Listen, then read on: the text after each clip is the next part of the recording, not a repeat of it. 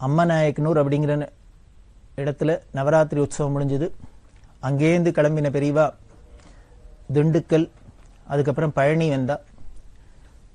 அறுபடை வீடுல ஒரு க்ஷேத்திரம், சுவாமி சந்நியாச கோலத்தில் இருக்கிறது முருகன், பழனி ஆண்டியா. உயர்ந்த க்ஷேத்திரம், திருஆவினன்குடி அப்படின்னு திருப்புகழ்ல அருணகிரிநாதர் பாடுறார். அந்த பழனியில முருகனை தரிசனம் பண்ணிண்டா. தாராபுரம், கொளிஞ்சிவாடி, சின்ன தாராபுரம், கரூர், திருச்சி, கள்ளக்குறிச்சி வழியால திருக்கோயிலூர் வந்தா. திருக்கோயிலூர் பெரிய க்ஷேத்திரம், வைஷ்ணவாளுக்கு ரொம்ப முக்கியமான க்ஷேத்திரம். 4000 திவ்ய பிரபந்தம் உருவான க்ஷேத்திரம், தேகலீஸ்வரர் அப்படின்னு சுவாமி. இந்த திருக்கோவிலூருக்கு வந்துட்டு 1929ஆம் வருஷம் வியாச பூஜைக்காக மணலூர்பேட்டைங்கிற இடத்துக்கு வந்தா. 1929ஆம் வருஷம் ஜூலை மாசம் 21ஆம் தேதி மணலூர்பேட்டையில வியாச பூஜை நடந்தது. அதுக்கு 3 நாள் கழிச்சு 1929ஆம் வருஷம் ஜூலை மாசம் 24ஆம் தேதி பெரியவாளோட பூர்வாசிரம அப்பா ஸ்ரீ சுப்பிரமணிய சாஸ்திரிகள் காலமானார் கும்பகோணத்துல. இந்த செய்தி வந்தது. அந்த மணலூர்பேட்டையில் இருக்கிறது பெரியவாளுக்கு கடுமையான மலேரியா ஜுரம். கிட்டத்தட்ட 1.5 மாசம் ரொம்ப ஜுரமா இருந்தது. எழுந்திருக்க கூட முடியாத ஒரு ஸ்திதி. வைத்தியெல்லாம் பண்ணிக்கணும் அப்படின்னு எல்லாரும் சொன்னா. ஆனா வைத்தியெல்லாம் பண்ணிக்க மாட்டேன் அப்படின்னு விட்டா பெரியவா. வெறும் துளசி தீர்த்தம் இதை மட்டும் சாப்பிட்டுண்டு ரொம்ப சரீர உபாதையில சிரமப்பட்டா. அப்படி சரீர உபாதை இருந்தாலும் சிரமப்பட்டா கூட எல்லாரும் நம்ம நினைச்சு பாருங்க, ஒரு மலேரியா ஜுரம் அப்படின்னா அதுவும் 1.5 மாசம் நீடிச்சுது அப்படின்னா ஒரு ஆகாரம்லாம் இல்லாத வெறுமனை நாமளா இருந்தா சாதாரணமா படுத்திருந்தாலே சிரமமா இருக்கும். ஆனா பெரியவாளுக்கு எவ்வளவு ஒரு பொறுப்பு இருந்தது. மடத்தை கட்டிண்டு திருக்கால சந்திரமௌலீஸ்வர பூஜை பண்ணணும், வரவா பொறவா தரிசனம், அது இது எக்கச்சக்கமா ஒரு வேலை காரியங்கள். அந்த கடுமையான ஜுரத்திலையும் எதையும் குறைச்சிக்காத 3 காலமும் ஸ்நானம் பண்ணி பூஜை பண்ணினா அப்படின்னா அந்த சரீரத்தை எப்படி அவ பாவிச்சிருந்தா, அந்த சரீர பிரஜை இல்லாத இருந்தா அப்படிங்கிறது தெரியுது. அப்ப ஏன் ஜுரம் வந்தது? உடனே சந்தேகம் வரும், அவருக்கு தான் சரீர பிரஜை இல்லையா, அவரே ஜுரம் வந்தது அப்படின்னா. ஈஸ்வரனா இருந்தாலும் அவதார புருஷாலா இருந்தாலும் ஒரு மனுஷ சரீரம் அப்படின்னு ஒண்ணு எடுத்துன்னு வந்துட்டா அதுக்கு என்னென்ன உண்டோ இயற்கையா அதுக்கு என்னென்ன சுபாவம் பண்ணுமோ, பாதிப்பு இருக்குமோ சாதகம் இருக்குமோ அது அத்தனையும் இருக்கிறாப்புல காமிச்சாதான் அழகு. ஒரு நல்ல நடிகர் அப்படின்னா என்ன வேஷம் போட்டுக்கிறாரோ அந்த கேரக்டராவே அவர் மாறிடணும். அவரோட நிஜஸ்வரூபம் தெரியப்படாது. என்ன கேரக்டர்ல அவர் நடிக்கிறாரோ அந்த கேரக்டர்லயே அப்படியே இருந்தாருன்னா, வாழ்ந்து காமிச்சாருன்னா அதுதான் நல்ல நடிகர் அப்படின்னு சொல்றாப்புல. சர்வேஸ்வரனான பகவானும் ஒரு மனுஷ சரீரத்தை தூக்கிட்டு ஒரு அவதாரம் அப்படின்னு பண்ணிட்டு வரத்தே அதுக்கு உண்டான இயற்கையா என்னென்னலாம் வருமோ போகுமோ இது எல்லாத்தையும் அந்த சாதக பாதங்கள்ல காமிக்கிறது தான் தனியே அழகா இருக்கும். ராமரை பார்க்கிறோம், ராமாயணத்துல பார்க்கிறோம், கிருஷ்ணரை பார்க்கிறோம், இப்படி பல விதங்கள்லாம் பார்க்கிறோமே. எப்படி எல்லாம் மனுஷரால இருந்து காமிச்சா அப்படின்னு ராமர்னும் ஓப்பனாவே சொல்றார். வசிஷ்டர் சொல்றதே பிரம்மா சொல்றதே எல்லாம் நீ யாருன்னு மறந்து போயிட்டியா, சாட்சாத் நாராயணன் இல்லையா அப்படின்னா அதுக்கு ராமர் பதிலே சொல்றார், எனக்கு அதெல்லாம் இப்ப தெரியாது. ஆத்மானம் மானுஷம் பண்ணியே ராமம் அகம் தசரதாத்மஜம். எனக்கு இப்ப சத்திக்கா நான் ராமருங்கிற தசரதனோட புள்ள, அவ்வளவுதான். ஒரு அயோத்தி ராஜா, ஒரு ராஜாவா, ஒரு அப்பாவுக்கு பிள்ளையா, ஒரு மனுஷனா என்னென்ன பண்ணலாமோ என்னென்ன பண்ண முடியுமோ எப்படி இருக்கணுமோ அப்படிதான் இருப்பார். இதை மீறி தன்னோட ஒரிஜினல் கேரக்டர் என்னங்கிறதெல்லாம் காமிக்க மாட்டேன் அப்படின்னு ஓப்பனா சொல்றாப்லயே இருக்கு ராமாயணத்துல. அப்படிதான் இங்கேயும் பெரியவா அந்த சரீரத்துக்கு உண்டான மனுஷ சரீரத்துக்கு உண்டான என்னென்னலாம் வருமோ, வியாதியோ ஜரையோ மரணமோ மூப்போ இன்பமோ துன்பமோ எல்லாத்திலும் இந்த உணர்ச்சிகளுக்கெல்லாம் ஆடி காமிச்சா. ஆனால் மகான்களுக்கும் அவதார புருஷாளுக்கும் நமக்கும் என்ன ஒரு சின்ன வித்தியாசம் அப்படின்னா, சின்ன வித்தியாசம்னு சொல்லக்கூடாது, பெரிய வித்தியாசம். அது என்ன அப்படின்னா, அவ அந்த மனுஷ சரீரத்துக்கு உண்டான குணங்கள் படி நடந்தா கூட அப்படியே அதுல மூழ்கி போய் முழுக்க மனுஷனா ஆயிடாத சமாளிச்சுடுவா, சுதாரிச்சுடுவா. ஆனா நாமளா இருந்தா அதுலயே மூழ்கி போயிடுவோம். இதுதான் வித்தியாசம். அப்படி இந்த மணலூர்பேட்டையில் இருக்கிறதே 1.5 மாசம் கடுமையான ஜுரம். அந்த ஜுரத்துக்கு நடுப்பறியும் மருந்து எடுத்துக்காத தன்னோட ரொட்டீனான கடமைகள்லாம் ஸ்நானமோ சந்திரமௌலீஸ்வர பூஜையோ எல்லாம் பண்ணிட்டு தான் இருந்தா. அப்படி இருக்கிறதே பெரியவாளால ஏன் நின்று போய் ஸ்நானம் பண்ணி உட்காந்து பூஜை பண்ணி திருப்பி வந்து அதெல்லாம் ரொம்ப சிரமமா இருந்தது. அப்ப யாரானும் ஹெல்ப்புக்கு ஒருத்தர் பிடிச்சி தூக்கி நிறுத்தி வச்சு அவளுக்கு ஸ்நானத்துக்கு ஒத்தாசை பண்ணி இப்படி எல்லாம் பண்றாப்புல கைங்கரியம் பண்றதுக்கு ஆள் வேண்டியிருந்தது. பெரியவாளை அது வரைக்கும் யாரும் தொட்டது கிடையாது. பெரியவாளை தொட்டு யாருமே கைங்கரியம் பண்ணது கிடையாது. பெரியவாளை யார் மேலேயும் இடிச்சது கிடையாது. யாரும் பெரியவா மேல பட்டதும் கிடையாது. தீண்டா திருமேனி அப்படின்னு சொல்லுவா. சிவக்ஷேத்திரங்கள்லாம் இங்க இருக்கு. இளம்பயம், கோட்டூர் அப்படின்லாம் பல க்ஷேத்திரங்கள்லாம் இருக்காங்கலாம். பார்த்தா சுவாமி தீண்டா திருமேனி அப்படின்பா. தீண்டா திருமேனின்னா என்ன அப்படின்னா, அர்ச்சனை பண்றாளோ இல்லையோ, பூஜகர் இருக்காளோ இல்லையோ, இந்த சிவாச்சாரியாள்லாம் கூட எல்லா கோயிலும் சிவாச்சாரியாள்னு சிவலிங்கம் இருந்ததுன்னா அதுக்கு தொட்டு எண்ணெயை சாத்துறது, அபிஷேகம் பண்றது, சந்தனம் பண்றது, அலங்காரம் பண்றது, இப்படி எல்லாம் பண்ணித்தானே ஆகணும். அதை தொட்டு தானே ஆகணும். ஆனா இந்த தீண்டா திருமணிங்கிற க்ஷேத்திரத்துல சுவாமியே தொடமாட்டா, சிவாச்சாரியால் கூட தொடமாட்டா. மற்ற எல்லா கோவிலையும் எல்லாரும் வரவாள்லாம் போய் தொட முடியாது, அந்த சிவாச்சாரியாலும் தொடுவா. இந்த தீண்டா திருமேனிங்கிற க்ஷேத்திரத்தெல்லாம் அவா கூட தொடமாட்டா. இப்ப சந்தனம் விடணும் அப்படின்னா அப்படி உருட்டி அப்படி சுவாமி மேல அப்படி தூக்கி போடுவா. அபிஷேகம் பண்ணணும்னா அப்படி மேல தூக்கி தண்ணியை ஊத்துறது. இப்படி இல்லாம இருக்கிற க்ஷேத்திரங்கள்லாம் இருக்கு. அது மாதிரிதான் பெரியவாளும் தீண்டா திருமேனியா தான் அது வரைக்கும் இருந்தா. ஆனா இந்த உடம்பு உபாதையினால அவளுக்கு யாரானும் ஒருத்தர் தூக்கி பிடிச்சி ஹெல்ப் பண்ணணும் அப்படிங்கிறதுக்காக இதுக்காகவே வந்தாப்புல ஒரு மகான் வந்தார். அவரும் மகான் தான். அவருக்கு பேர் மகாராஷ்டிர சுவாமிகள்னு பேரு. அவரும் சன்னியாசி. இவர் 1929 மார்ச் மாசத்துல பெரியவாள் இந்த மணலூர்பேட்டையில வந்து சந்திச்சார். இவர் மத்திய பிரதேசத்துல தேவாஸ் அப்படிங்கிற இடத்துல ரெவென்யூ டிபார்ட்மெண்ட்ல உத்தியோகமா இருந்த ஒருத்தர். அவருக்கு இந்த ஞானத்தெல்லாம் ஆசைப்பட்டு ஞான விசாரம் பண்ணிட்டு சன்னியாசாசிரமம் வாங்கிட்டார். சன்னியாசாசிரமம் வாங்கிட்டு ராமேஸ்வர யாத்திரை பண்ணணும் அப்படின்னு ராமேஸ்வரத்துக்கு வந்தார். இந்த வடக்க இருக்கிறவாளுக்கெல்லாம், நார்த் இந்தியன்ஸ்க்கெல்லாம் ராமேஸ்வர யாத்திரை ரொம்ப முக்கியம். வடக்க இருக்கிறவாளுக்கெல்லாம் ராமேஸ்வரம் வருது ரொம்ப முக்கியம். இங்க தெற்க இருக்கிறவாளுக்கெல்லாம் காசிக்கு போறது ரொம்ப முக்கியம். அது மாதிரி இவர் ராமேஸ்வர யாத்திரை வந்தார். அப்படி ராமேஸ்வரத்துக்கு போயிட்டு இவர் வர வழியில இவரோட தண்டம் காணா போயிடுத்து. ரயில்ல வந்த இடத்துல தண்டம் காணா போயிடுத்து. ஒரு சன்னியாசாசிரமத்துக்கு தண்டம் இல்லாத காஷாயம், தண்டம், கமண்டலம் இதெல்லாம் லட்சணமா சொல்லியிருக்கிறதுனால இந்த தண்டம் காணா போனோன்னு தன்னோட ஆசிரமமே நஷ்டமாயிட்டாப்புல அவருக்கு ரொம்ப வருத்தப்பட்டார். சரி, வேற தண்டம் எங்கேயானு எடுத்துக்க வேண்டியதானே அப்படின்னா அதுவும் முடியாது. அது கிரமமா யார்ட்டையானு இன்னொருத்தட்ட போய் ஸ்வீகரிச்சுக்கணும் அப்படிங்கிற தாபத்துல அவர் யோஜனை பண்ணிட்டு வரத்தே பலர்கிட்ட விசாரிக்கிறதே. அவருக்கு வேற ஹிந்தி, மராட்டி இது ரெண்டு தான் பேச தெரியும், வேற ஒன்றும் லாங்குவேஜ் தெரியாது. அப்படி கேட்கறதே பெரியவாளோட பெருமை தெரிஞ்சுது அவருக்கு. யாரோ சொன்னா இது மாதிரி காஞ்சி மகான் ஒருத்தர் இருக்கார், அவரை வேணா போய் பாருங்கோ, அவர் உங்களுக்கு என்னன்னு சொல்லுவார் அப்படின்னு. அதனால இந்த மணலூர்பேட்டையில வந்து பெரியவாளை பார்த்தார். பார்த்து என்னோட தண்டம் காணா போயிடுத்து, தண்டம் கொடுக்கணும் அப்படின்னு. உடனே பெரியவா விதிவத்தா அவருக்கு எப்படி சொல்லணுமோ அதுக்குண்டான பரிகாரத்தை சொல்லி தண்டத்தை கொடுத்தா.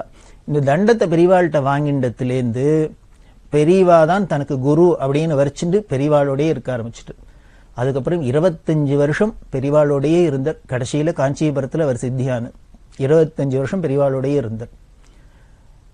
ரொம்ப கோபிஷ்டர், கோபம் வந்துரும், அப்படியே நெருப்பு மாதிரி இருப்பார், மகா தபஸ்வி. பெரியவாளை எப்படி உபாசிச்சிருந்தார் அப்படின்னா, இங்க அவர் தான் இந்த ஜுரமான சமயத்துல மலேரியா ஜுரம் இருக்கிறது பெரியவாளை தூக்கி எடுத்து அவளை கத்திச்சு அவளுக்கு எல்லா ஹெல்ப்பும் பண்ணினது இந்த மராட்டி சுவாமிகள் தான். அவர் தினம் என்ன பண்ணுவாருன்னா காலத்தால ஏந்துட்டு ஸ்நானத்தை பண்ணிவிட்டு ஒரு சந்தனம், புஷ்பம், ஏதானும் பழம் எல்லாத்தையும் எடுத்துன்னு வருவார். பெரியவா எங்க இருக்காளோ அங்க வந்து பெரியவாளுக்கு பாதத்துல தீர்த்தத்தை விட்டு அபிஷேகம் பண்ணி சந்தனத்தை விட்டு புஷ்பத்தால அர்ச்சனை பண்ணி இந்த பழத்தை நைவேத்தியம் பண்ணி பெரியவாளை பிரதட்சண நமஸ்காரம் பண்ணிட்டு போவர். இந்த பூஜை பண்றதே தாரதாரதாரைய கண்ணுல இருந்து தண்ணியா கொட்டின்னு இருக்கும். இதெல்லாம் யாரும் வேற யாரும் சொல்லல, பெரியவாளே சொன்னது. பாரதிய வித்யா பவன்ல பவான்ஸ் ஜேர்னல்ல what life has taught me அப்படின்னு ஒரு ஆர்டிகிள்லாம் வந்தது. அதாவது பெரிய பெரிய மகான்கள்லாம் வாழ்க்கை தங்களுக்கு என்ன பாடம் கற்றுக் கொடுத்தது அப்படிங்கிறத பத்தி சாதாரண மனுஷாலை விட பெரிய மகான்கள்னு இருக்கிறவாள்லாம் எப்படி வாழ்க்கையில பாடம் கத்துண்டா அப்படிங்கிறத உலகத்துக்கு தெரியணும் அப்படிங்கிறதுனால பவன்ஸ் ஜேர்னல்ல இதை பண்ணியிருந்தா. அதுல பெரியவாளும் எழுதினா. அந்த பெரியவா எழுதுறதை இந்த மராட்டி சுவாமிகளை பத்தி சொல்றா. அவர் 29ஆம் வருஷம் என்கிட்ட வந்தார். நான் அவருக்கு தண்டம் கொடுத்துட்டதுனால அவரோட ஆசிரமத்தை நான் காப்பாத்தினேன் அப்படிங்கிறதுனால என்கிட்ட குருவா வச்சுன்னு என்கிட்ட ரொம்ப பிரியமா இருந்தார். அவர் இப்படி தினம் வந்து ஒரு நாள் கூட தவறினதில்லை இந்த 25 வருஷத்துல எனக்கு பாத பூஜை பண்றது. அப்படி பாத பூஜை பண்றதே கண்ணால தரையா தண்ணியை கொட்டின்னு தான் நிற்பவர். காதலாகி கசிந்து கண்ணீர் மல்கி ஓதுவார்தமே நன்னெறி குய்ப்பது ஞானசம்பந்தர் சொல்றாரு. பக்தி பண்ணணும்னா எப்படி பண்ணும் லட்சணம் சொல்லித்தர ஞானசம்பந்தர். காதலாகி கசிந்து கண்ணீர் மல்கணும். கசிந்துனாலே உருகிறது, அப்படியே அன்பா இருக்கிறது. அன்பால உருகி போயிட்டான் சார் அப்படிங்கிறோம். அப்படியே அன்பால உருகினா அந்த மனசு உள்ள உருகி எடுத்துன்னா வழியில கண்லேந்து பொல பொலன்னு தாரையா கொட்ட ஆரம்பிச்சிடும். கண்ணீர் மல்கி ஓதுவார்தமை நன்னெறிக்குப்பது. அப்படி பக்தி பண்ணினோம்னா நம்மள நல்ல வழிக்கு கொண்டு போகும், நமக்கு அனுகிரகம் பண்ணும். அது மாதிரி பக்தி தான் இந்த மராட்டி சுவாமிகளும் பெரியவாழ்கிட்ட பண்ணியிருந்தார். கொஞ்சம் நினைச்சு பாருங்க, எங்கேயோ மத்திய பிரதேசத்துல இருந்தவர், ராமேஸ்வரம் போறவர், போற வழியில இங்கேதான் வந்து பெரியவாளை பத்தி கேள்விப்பட்டிருக்கார். வந்து பார்த்தத்திலேருந்து தண்டம் வாங்கிண்டத்திலேருந்து அடுத்த நிமிஷம் பெரியவாள்கிட்ட இப்படி ஒரு பாவம் வந்துடுத்து, பக்தி வந்துடுத்து அப்படின்னா என்ன ஒரு பண்பட்ட ஹிருதயமா இருக்கணும், தபஸ்வியா இருக்கணும் அவர். அப்படி இருந்த இந்த மராட்டி சுவாமிகள் நித்தியம் பாத பூஜையெல்லாம் பண்ணியிருந்தார்.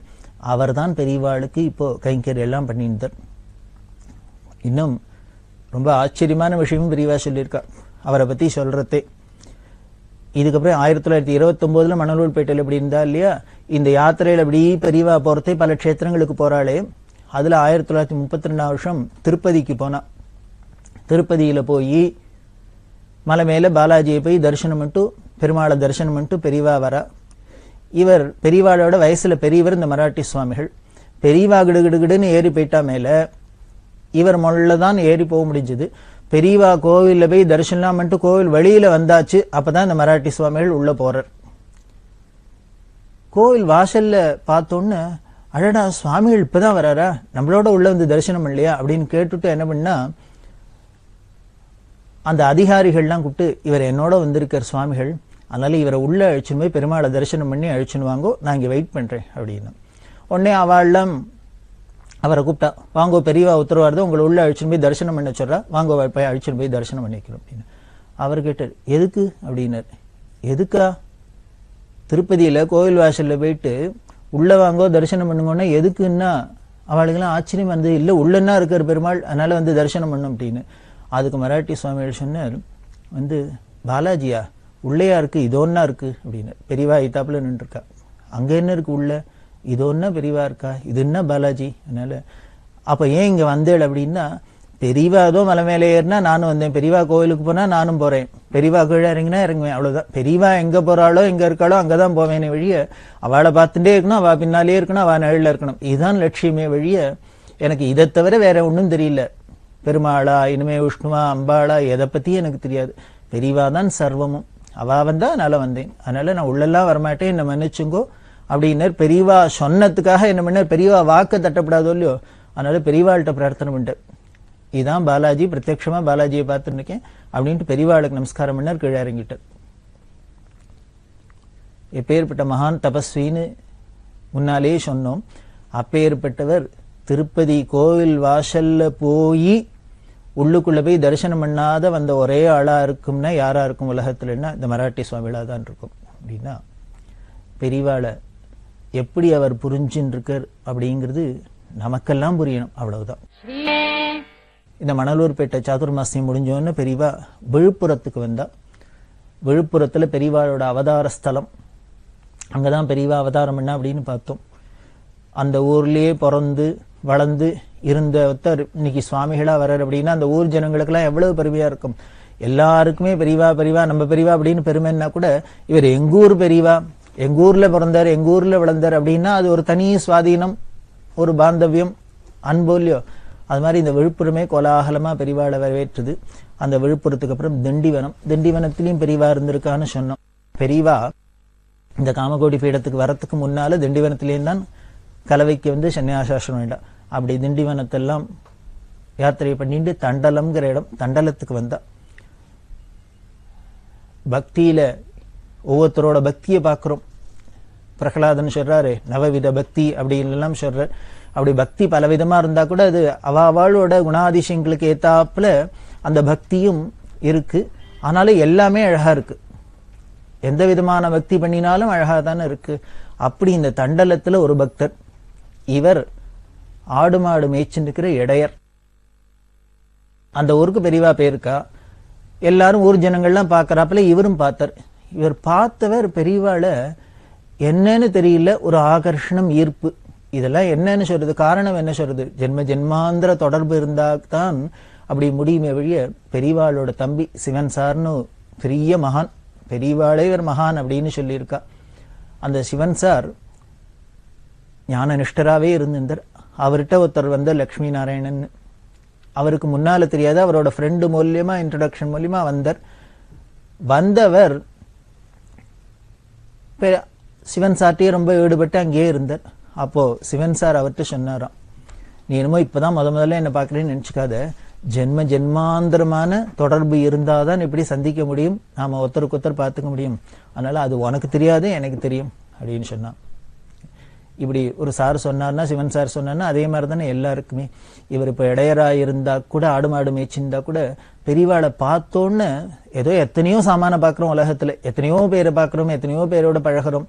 ஆனா எல்லாமே மனசுல அப்படியே இடம் பிடிச்சிருது, நின்னுடுறது. சிலதான் நம்மள அறியாத ஒரு ஈர்ப்பு ஏற்படுறது, மனசை விட்டு அகல மாட்டேங்கிறது. அது மாதிரிதான் எல்லாருக்குமே பெரியவாளை ஒரு தரம் பார்த்தவாளுக்கு அதுக்கப்புறம் மறக்க முடியாது. இருந்தாலும் இவருக்கு ரொம்ப ஆச்சரியமா இருந்தது, ஈடுபட்டார். இந்த ஈடுபட்டு என்ன பண்ணினார் அப்படின்னார், ஒரு ஆடு மாடு மேய்க்கிறவர் என்ன பெரிய கோடீஸ்வரா இருக்க போறாரா, பெரிய மிராஸ்தாரா இருக்க போறாரா? அவருக்குன்னு ஏதோ துளி நிலம் இருந்திருக்கு. அந்த நிலத்தை வித்தர், அந்த பணத்தெல்லாம் கொண்டு வந்து பெரியவாள்கிட்ட அர்ப்பணம் பண்ணினார். ஏன் இவர் இப்படி பண்ணணும் அப்படின்னா, அவர் வந்து பாக்குறதே ஒருத்தர் தட்டு தட்டா பழத்தை எடுத்துன்னு வரா, அதை கொன்றா, இதை கொன்றா, என்ன இல்லாம கொன்றா. இவர் நினைச்சுட்டார், ஓ இந்த சுவாமிகளை பார்க்கணும்னா பெரியவாள்கிட்ட போனா இது மாதிரி எல்லாம் எடுத்துன்னு போகணும் போல இருக்கு அப்படின்னு. ஆனா இவர்கிட்ட ஒண்ணும் இல்லையே அப்படிங்கிற தாபம். ஆனாலும் என்னமோ கொடுக்கணும்னு ஆசையா இருக்கு, என்ன பண்றதுன்னு தெரியல. தங்கிட்ட இருந்தது ஒரே சோர்ஸ் தான். அதனால அந்த நிலத்தை வித்தர் அந்த பணத்தை கொண்டு பெரியவாள்கிட்ட அர்ப்பணம் பண்ணார். பெரியவா ஆன மட்டும் சொன்னா, வாங்கிக்க மாட்டேன், நீ அப்படி பண்ணப்படாது பண்ணப்படாது பண்ணப்படாதுன்னு. அவர் கேட்கவே இல்லை. நான் இது பெரியவாளுக்குன்னு அர்ப்பணம் பண்ணிட்டேன், ஈஸ்வரார்ப்பணம் பண்ணியாச்சு, இனிமே இது திருப்பி நான் எடுத்துக்க மாட்டேன், யூஸ் பண்ண மாட்டேன். அதனால பெரியவா பாதத்துல தான் சமர்ப்பணம் பண்ணுவேன் அப்படின்னு சொன்னா, என்ன ஒரு இடையரா இருந்தா என்ன பெரிய வேதம் படிச்சிருப்பா, சாஸ்திரம் படிச்சிருப்பா, புராண இதிகாசம் படிச்சிருப்பா, இல்ல ஜபதபம் பண்ணியிருப்பா, என்ன சாதனை பண்ணியிருப்பார்? பெரியவாளை பார்த்தோன்னு இப்படி ஒரு மனோபாவம் வருது, பக்தி வருது அப்படின்னா, இது நிஜமாவே ஜென்மாந்தர சுகிருதம் இல்லாத வேற எதுன்னு காரணம் சொல்ல முடியும். அவர் அப்படி தன்னோட அத்தனை உடமையும்னா அர்ப்பணம் பண்றார். சுவாமி சொல்றாரு, என்னோடது இல்லைன்னு நம்ம சுவாமிக்கு நமஸ்காரம் பண்றதே என்ன எதுக்கு? வைஷ்ணவத்துல பார்த்தேன்னா தண்டம் சமர்ப்பிக்கிறது அப்படிம்பா. தண்டம்னா நம்ம ஒரு கோலை வச்சோம், கொம்பு, அதை தானே சொல்றோம் தண்டம் தண்டம். அந்த தண்டத்தை அப்படி ஒரு கம்பை பிடிச்சுன்னு இருக்கும், அதை கையை விட்டோம்னா தடார்னு கீழே விழுந்துரும். அதை போல நாமளும் ஈஸ்வரன்ட்ட எப்படின்னா அப்படி விழணும். அப்படின்னா நான்கிறது இல்லை அப்படிங்கிற அந்த பாவம் பேடுத்து, இன்னுமே நீந்தான் அப்படிங்கிற பாவத்துல தான் விழுதான் தண்டம். அப்படி விழுந்துட்டோம் அப்படின்னா அதுக்கு பேர் தான் சரணாகதி. அப்ப எப்படி விழ முடியும்னர், நம்மளோடதே தான் அங்கங்கே பிடிச்சிக்கிறதுக்கு இருக்குன்னு தான் நமக்கு ஒரு சந்தேகம் இருந்தால்தான், ஏதோ ஒரு பற்று இருந்தாதான் அதுல போய் ஒட்டின்னு இருக்குமே வழிய, ஒண்ணுமே இல்லைன்னு தெரிஞ்சு விட்டுனா தடார்னு விழுந்துடுறாப்புல, கையை விட்டுட்டா கீழே விழுந்துடுறாப்புல.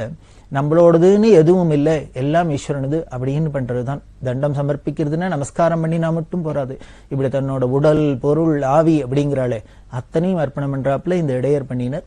இந்த தண்டலத்துல பெரியவாள்கிட்ட பெரியவா ரொம்ப உருகி சந்தோஷப்பட்டா. அவரோட திருடமான பக்திய மெச்சி அவருக்கு அனுகிரகம் பண்ணி அந்த ஊரை விட்டு கிளம்புறதே என்ன பண்ணினான்னா, அந்த ஊர் தாசில்தாரை கூப்பிட்டு இவருக்கு ஏதான ஒரு வழி பண்ணணும் அப்படின்னு சொல்லி, அரசாங்கத்தோட புறம்போக்கு நிலத்திலேருந்து ஒரு 4 காணி அவருக்கு நிலம் கொடுக்க முடியுமா பெரியவா ஏற்பாடு பண்ணினா. இதுல ரெண்டுமே அழகா இருக்கு.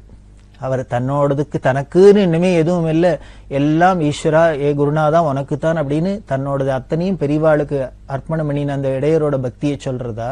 அப்படி எல்லாத்தையும் வாங்கிட்டு சரி வந்த வரைக்கும் லாபம் அப்படின்னு பாட்டுன்னு சுருட்டி இவர் பாட்டுக்கு அடுத்த ஊருக்கு போயிட்டார்னா அப்புறம் நாளையிலேருந்து அவர் குடுத்தனம் பண்ணியானுமே, காலக்ஷேபம் பண்ணியானுமே. அவருக்கு ஒரு வழி பண்ணிவிட்டு திருப்பி 4 காணி நிலத்தை திருப்பி அனுகிரகம் பண்ணிட்டு போறா அப்படின்னா, அதாவது சின்னதை கொடுத்து பெருசை எடுக்கிறது அப்படின்லாம் சொல்வாள். அது மாதிரி போல இருக்கு, அழகாவே இருக்கு. இவரோட அன்பை வெளிப்படுத்தினா எல்லாத்தையும் பெரியவாளுக்கு அர்ப்பணம் பண்ணி, பெரியவா தன்னோட அன்பை வெளிப்படுத்தினா அவருக்கு திருப்பி அனுகிரகம் பண்ணி. கிருஷ்ணரும் குச்சேலட்டு அப்படித்தானே பாக்குறோம். குச்சேலோபாக்கியானத்துல அவளை கொடுத்துட்டு ஐஸ்வர்யத்தை வாங்கிட்டார் அப்படின்னா எல்லாருமே உடனே அவளை கொடுத்தா ஐஸ்வர்யம் கிட்ட வாங்கிட முடியுமான்னு முடியாது. அந்த பாவம் தானே முக்கியம், அந்த பக்தி தானே முக்கியம், அந்த ஸ்திதி பக்குவம் அதுதானே முக்கியம். அது மாதிரிதான் இங்கேயும் வேணாம்.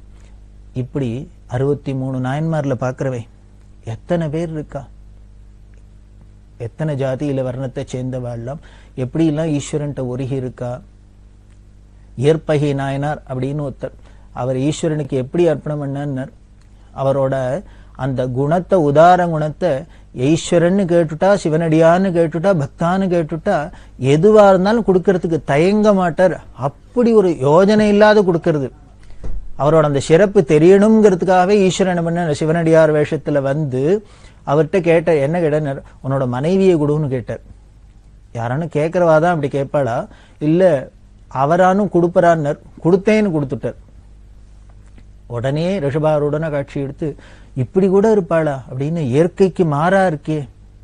எல்லாரும் யார் வேணா எதை வேணா கொடுப்போம், மனைவியை அடுத்த வாழை கொடுப்போமா கொடுக்க மாட்டோம். ஆனா அதையும் மீறி சிவனடியார்னு கொடுத்தி அப்படின்ட்டு, அதனால அவருக்கு பேரு இயற்பகை அப்படின்னு பேரு. எல்லாருக்கும் இருக்க நேச்சருக்கு ஆப்போசிட்டா இருக்கார். எல்லாரும் வேணும் வேணும்னு தான் வாங்கிப்போம். இவர் அப்படி கொடுத்தார், எல்லாத்தையும் தியாகம் பண்ணார். அது மாதிரி நியாயன்மார்கள்லாம் பார்க்கிறமே, அவெல்லாம் இருந்திருப்பா. அந்த சரித்திரம்னா சத்தியம்ங்கிறதுக்கும் இது மாதிரி இந்த தண்டலத்துல ஒரு இந்த இடையர்னால தெரிஞ்சுது. இப்படிதான் பெரியவாளோட யாத்திரை தொடர்ந்து வருது.